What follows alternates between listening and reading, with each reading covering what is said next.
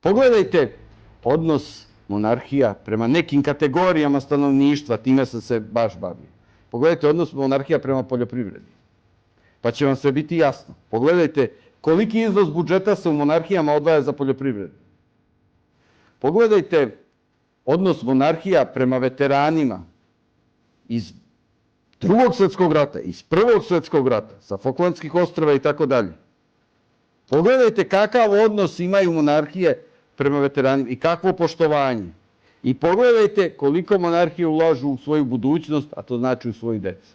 Mi živimo u državi koja na svaki mogući način ponižava ratne veterane. Mi živimo u državi koja na svaki mogući način čak i fizički se obračunava sa poljoprivrednicima. Živimo u državi u kojoj je normalno da izlaze ljudi koji mrze svoju decu. Država koja nema taj odnos prema veteranima je država koja nema ko da brani, koja ima takav odnos prema poljoprivrednicima je država koja nema ko da hrani i država koja ima takav odnos prema svojoj deci je država koja nema nikakvu budućnost.